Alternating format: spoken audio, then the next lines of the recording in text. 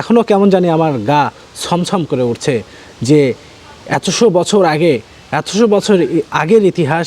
এই কূপের পানির স্পর্শে মৃত মানুষও জীবিত। এটা সত্য কথা। হ্যাঁ, মানুষ জীবিত হচ্ছে, এটা সত্য আমলে হয়ে গেছে। সময়ের এটা নাকি মৃত মানুষ যারা ছিল তারা এই পানিটা ছোঁয়াইলেই নাকি তারা জীবিত হয়ে যাচ্ছে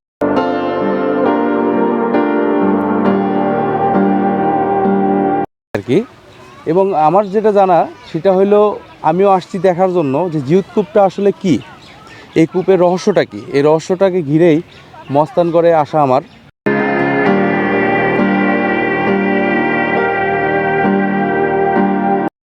সুপ্রিয় দর্শক, আসসালামু আলাইকুম।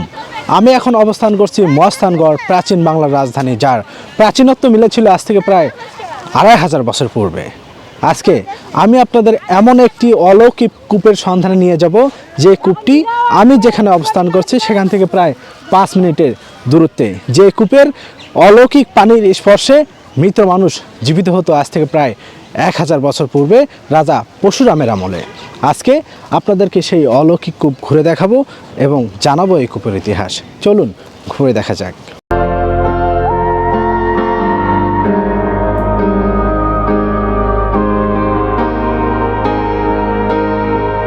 আজকে আমি আপনাদের এমন একটি জায়গায় নিয়ে যাচ্ছি যেখানে রয়েছে প্রাচীন অলৌকিক একটা কূপ, যে কূপের পানির স্পর্শে মৃত মানুষ জীবিত হতো। আমরা ছুটে চলেছি বগুড়া শহরের চারমাথা থেকে প্রাচীন বাংলার রাজধানী মহাস্থানগড়ে, যার প্রাচীনত্ব মিলেছিল আজ থেকে প্রায় 2500 বছর পূর্বে। সেই অলৌকিক কূপ দেখার সাক্ষী হতে যাচ্ছেন আপনি নিজেও। এই মহাস্থানগড়ে আসলে দেখা মিলবে অনেক ধর্মপ্রাণ মানুষের, যারা বিভিন্ন দূর দূরান্ত থেকে এখানে দেখতে আসেন সেই প্রাচীন অলৌকিক কূপ।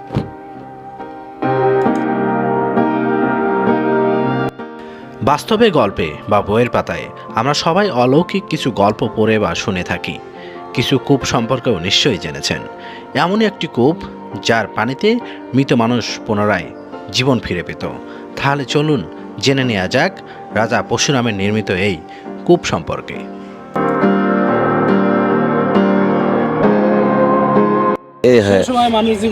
হ্যাঁ, জীবিত হতো, ফেলে দিত আর ওই বাসে ওই দিক দিয়ে উঠে আসতো, ওই ইয়ে দিয়ে সিরিয়াস আছে তো এই ধরনের।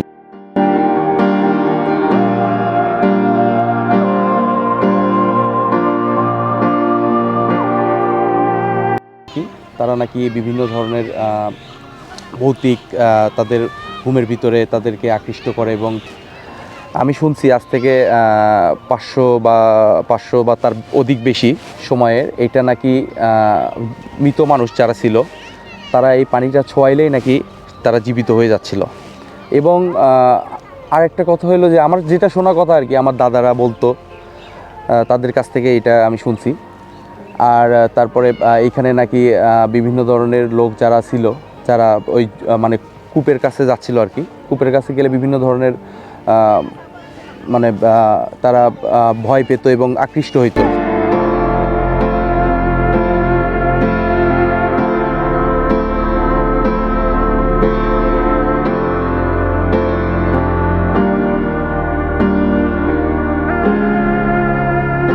সুবিধা হয়ে গেল ওই জীবিত কুয়া, এই যত করে লোক মারে ওই কুয়োর পানি তুলে ছিটে দেয় গাঁৱত, আবার জীবিত হয়ে যায়।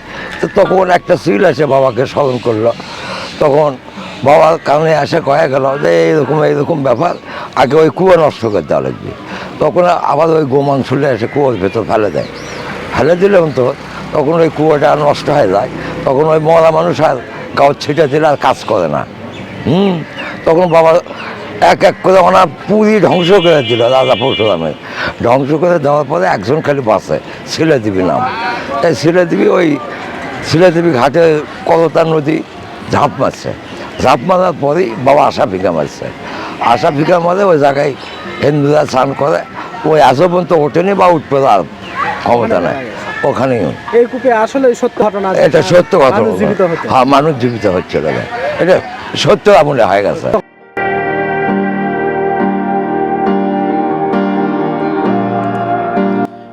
জিয়তকুণ্ড নামে পরিচিত এই কূপটির নির্মাণ সম্পর্কিত কোনো তথ্য সঠিকভাবে পাওয়া যায়নি, তবে ঐতিহাসিকেরা মনে করেন 17 শতকের মাঝামাঝি সময়ে রাজা পরশুরাম প্রাসাদ নির্মাণের সময় এই অলৌকিক কূপটি খনন করেছিলেন।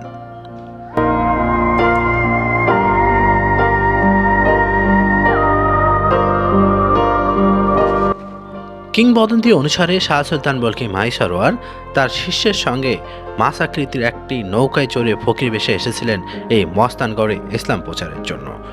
প্রথম দিকে পরশুরামের সেনাপ্রধান সহ আরও কিছু লোক ইসলাম গ্রহণ করে মুসলমান হয়, তবে পরশুরাম এবং শিলাদেবী ইসলাম গ্রহণ করেননি।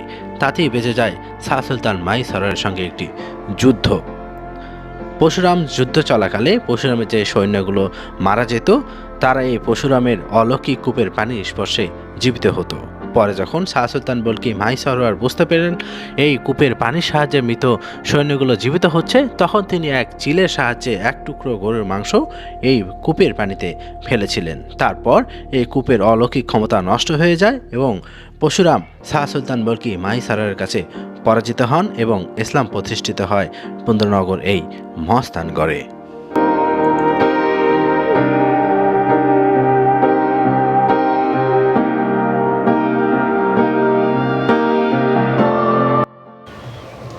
রাজা পরশুরাম ছিলেন হিন্দু ধর্মের অনুসারী।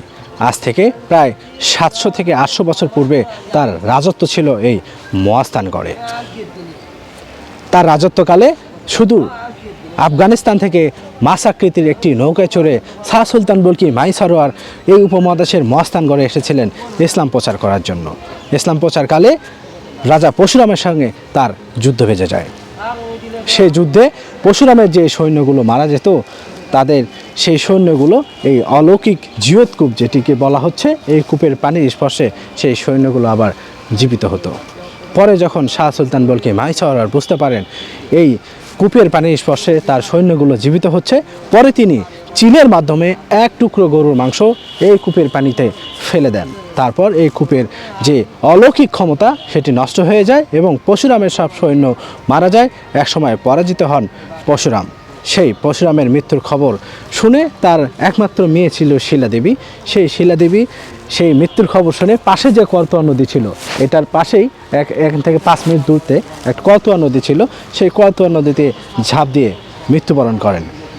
এবং তার পাশেই আমি একটু দেখাই, তার পাশেই হলো যে পরশুরামের যে প্রাসাদ আপনাদেরকে দেখাবো, পাশেই পরশুরামের প্রাসাদ প্রায় সম্পূর্ণটি ডেবে গিয়েছে।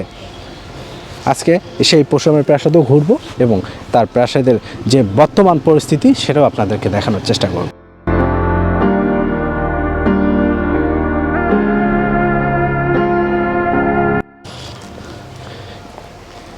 ইতিহাসে সেই রাজা পরশুরামের প্রাসাদ এখন প্রায় মাটির নিচে ডেবে গিয়েছে।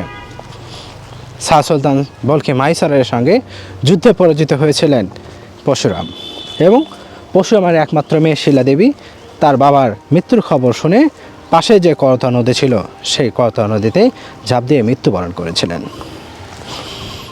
এটি সেই পরশুরামের রাজপ্রাসাদ ছিল, যা কালের পরিক্রমায় মাটির নিচে ডেবে গিয়েছে। পরশুরামের প্রাসাদটি মস্তানগড় ইতিহাসের অন্যতম দুর্দান্ত নিদর্শন। এটি ঐতিহাসিক মস্তানগড়ের সীমানা প্রাচীরের মধ্যে ঘেরা পাওয়া একটি অন্যতম সভ্যতার নিদর্শন। স্থানীয় এটি হিন্দু রাজা পরশুরামের প্রাসাদ হিসেবেও পরিচিত। পরশুরামের পুরাণে বিষ্ণুর ষষ্ঠ অবতার ছিলেন। তিনি ক্রেতা যুগে উপস্থিত ছিলেন। পরশুরামের পিতা ছিলেন জামদগ্নি। তিনি ব্রাহ্মণ ছিলেন। কঠোর পরিশ্রম করে তিনি শিবের নিকট হতে পরশু লাভ করেছিলেন। প্রোগ্রামগুলো যদি আপনাদের ভালো লেগে থাকে অবশ্যই আমাদের চ্যানেলটি সাবস্ক্রাইব করবেন, লাইক শেয়ার করতে ভুলবেন না। ভালো থাকবেন সবাই। আর আমাদের প্রোগ্রামটি কেমন লাগলো অবশ্যই কমেন্টসে জানাবেন।